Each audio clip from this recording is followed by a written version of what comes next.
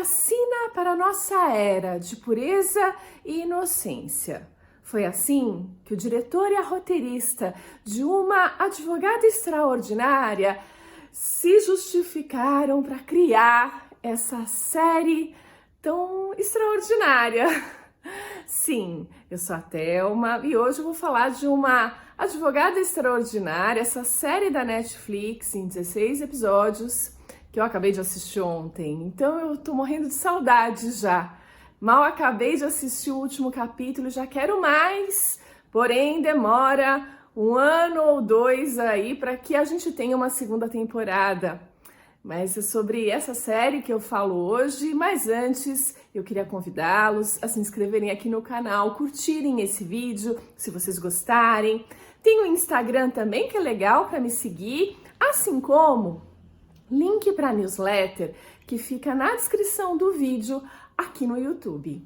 E hoje, mais uma vez, vou falar de uma advogada extraordinária, que é tocante, é extraordinária, só assim para a gente resumir a grandeza dessa série sul-coreana que está fazendo o maior sucesso, fica aí no top 10 da Netflix e foi sucesso na TV coreana também.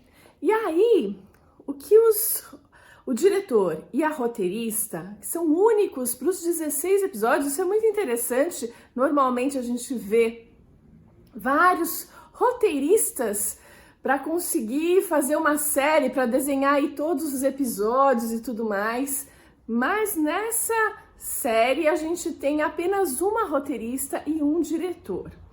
E é com vontade, né, com a intenção de tornar o transtorno do espectro autista mais conhecido, que aumentar a conscientização da população a respeito disso, que eles criaram essa série, sem também a pretensão de cobrir todos os aspectos do autismo, o que seria impossível numa série de 16 episódios.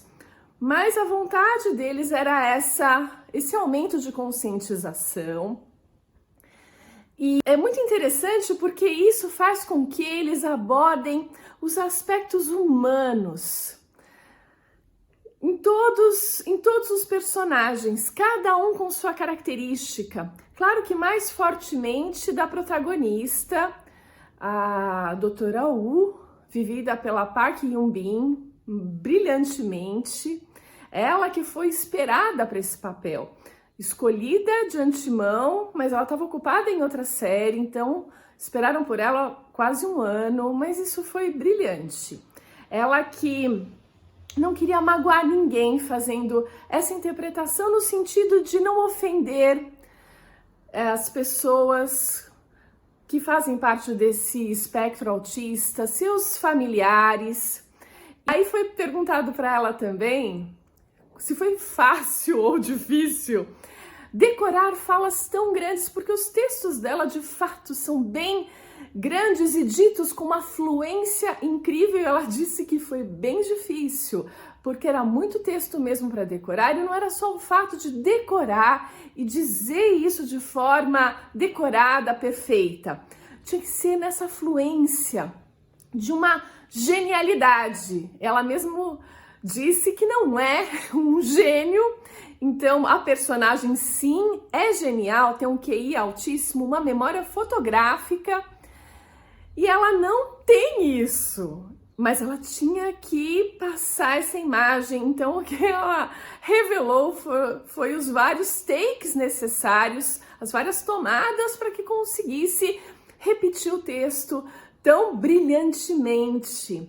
Da mesma forma, seus parceiros de cena também, porque eles também tinham textos bastante grandes, então era meio que comum todos terem que repetir várias vezes e criou-se aí até um elo de amizade, né? A Park Hyun-bin pôde opinar sobre o cabelo, o corte de cabelo e as roupas que a doutora Woo usaria, que são mais folgadas, porque normalmente quem está dentro do espectro autista não gosta de roupas muito apertadas, porque essa sensibilidade aumentada com roupas justas são uma sensação assim bastante incômoda. E ela tem esse figurino mais larguinho, mas que dá um charme todo especial. Ela é extremamente charmosa. E aí ela conta uma coisa muito fofa. Tem um capítulo, se você ainda não assistiu, não vai ser um spoiler, mas ela conversa com a colega de escritório de advocacia onde ela trabalha, né? Se passa toda a história no escritório de advocacia. E ela conversando com essa colega, a colega pergunta, mas do que você me chama, né? Qual é o apelido que você me colocaria? Elas que já se conheciam desde a faculdade. E ela sabia, então, essa amiga, colega, das limitações, das características peculiares que a doutora Wu tinha. Mais peculiaridades do que qualquer outra coisa. E ela, então, do que você me chamaria? Ela falou de raio do sol. Mas por quê? Ela ficou super surpresa, porque ela percebia que todo o ambiente tratava com hostilidade. Ela mesma começou com hostilidade, mas aos poucos foi percebendo que ela precisava ajudar a doutora Wu. Então ela ajuda. E ela falou, eu te chamaria de raio de sol, porque desde a faculdade você cuida de mim, você me defende dos outros, você abre as garrafas de água para mim, coisa que eu não consigo fazer. Então eu te chamaria de raio de sol. A Park Hyun-bin, quando ela leu o roteiro para essa cena, ela chorou de emoção.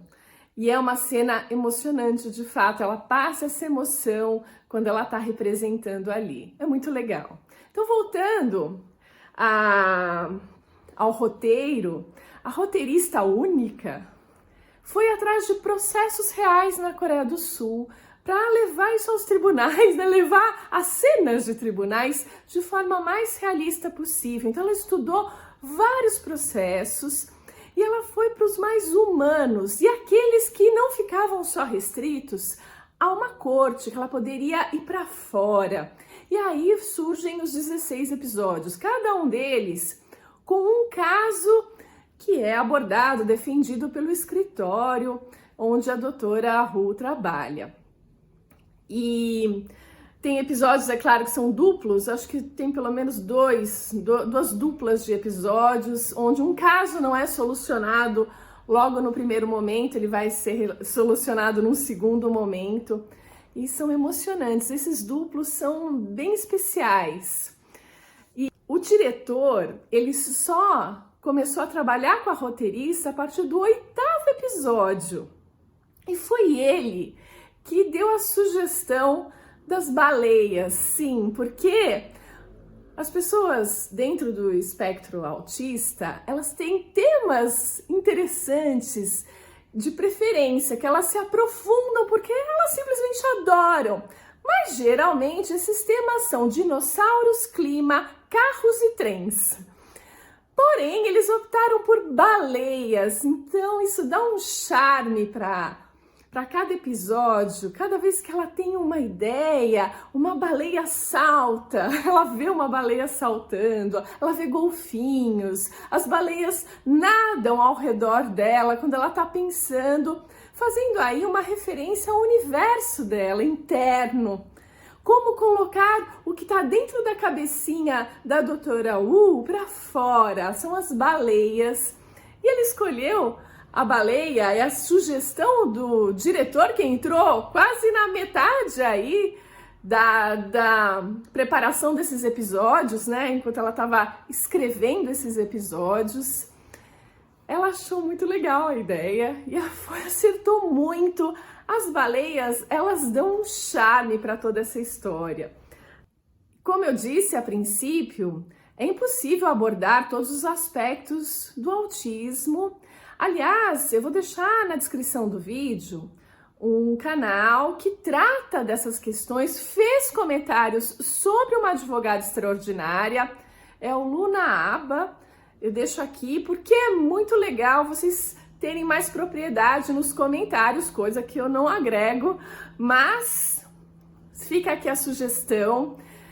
A roteirista, quando colocou a certa dualidade, a forma como Choi Soo-yeon que é a amiga, a raio de sol, como a Choi Soo-yeon trata a doutora Woo e como o Kung Mi-woo ele trata, que é o oposto, né? Eles parecem forças opostas. Ela foi questionada, essa roteirista, de por que ela fez isso, como ela tratou essa questão. Isso tem a ver com a falta de clichês nessa história. Sim, uma história que poderia ser muito clichê, muito piegas, não tem nada disso, gente. Então, nessa contraposição do tratamento desses dois colegas de trabalho, ela não quis, em momento nenhum, impor as ideias dela ou dizer, olha, a Choi Soo-yeon é que tá certa porque ela trata com carinho a doutora Woo e o Kung Mi-woo quer puxar o tapete dela, em poucas palavras. E, vocês não devem fazer dessa forma. Ela nunca quis impor essas ideias, ela simplesmente buscou uma resposta dentro dela, no sentido de que, caso houvesse um escritório exatamente assim, e chegasse essa pessoa brilhante que é a doutora Woo, genial, memória fotográfica, que é muito melhor que você, por mais que você se esforce, você que é um excelente funcionário, como você se sentiria? E ela percebeu que existiriam dois tipos de comportamento. Das pessoas que não se incomodariam com essa concorrência, digamos, e protegeriam a doutora Woo. Então esse é o papel da Soo-yeon. E, por outro lado, o estrategista Kung Mi-woo, ele é aquela pessoa que se sente sim ameaçada por essa genialidade, porque por mais que você se esforce, você nunca vai ser melhor que a doutora Woo. Isso é assustador para ele. E ela imaginou que esses papéis, que esses comportamentos surgiriam naturalmente no ambiente de trabalho, e ela estava certíssima, porque surge mesmo. A concorrência entre as pessoas, independente, é que é claro que a doutora Woo, nessa genialidade dela, e por fazer parte do espectro autista, deixa essa discussão mais quente. Mas se a gente for num escritório normal e a gente vê uma pessoa que tem um desempenho muito alto, ela vai suscitar esse tipo de comportamento oposto, desde as pessoas que apoiam às pessoas que puxam o tapete. Isso é muito interessante.